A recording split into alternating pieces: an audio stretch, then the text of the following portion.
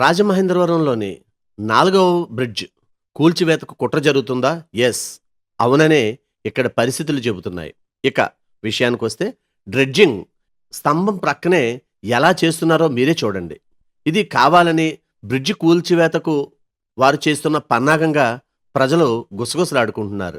మరి అధికారులు ఏం చేస్తున్నారు అనేసరికి అధికారులు ఒకవేళ బ్రిడ్జి కూలిపోతే ఇంకో బ్రిడ్జికి మళ్ళీ టెండర్లు పిలిచి చేస్తారు కదా, అందులో కూడా చాలా వరకు వెనకేసుకోవచ్చు అనే ఆలోచనతో ఉన్నట్టుగా ప్రజలు చెప్పుకొస్తున్నారు.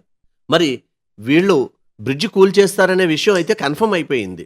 ఎందుకంటే బ్రిడ్జి ప్రక్కనే బ్రిడ్జి కింద కూడా వాళ్ళు ఈ డ్రెడ్జింగ్ చేయడం ఎంతవరకు కరెక్ట్ అని ప్రజలు ఆందోళన వ్యక్తం చేస్తున్నారు.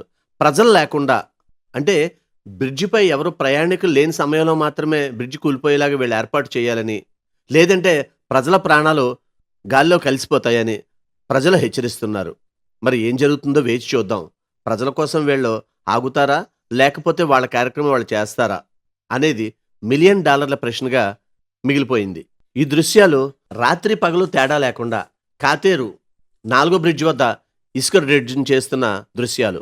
ఇకనైనా నిజాయితీ గల దమ్మున్న అధికారులు ఎవరైనా సరే ప్రజాధనం దుర్వినియోగం కాకుండా, అంటే బ్రిడ్జి కూలిపోకుండా కాపాడాలని ప్రజలు కోరుతున్నారు. ఆ దమ్మున్న అధికారులు ఎవరైనా ఉన్నారో లేదో వేచి చూద్దాం అంటున్నారు ప్రజలు. దయచేసి గమనించండి, ఒక ముఖ్య మనవి. మేం ప్రసారం చేసే నిర్లక్ష్యం కార్యక్రమం ఏ ఒక్కరిని అవమానపరచాలని గాని తక్కువ చేయాలని గాని మా ఉద్దేశం కాదు. కేవలం రాజమండ్రి నగరం బాగుండాలని మా ఈ నిర్లక్ష్యం కార్యక్రమం ముఖ్య ఉద్దేశం.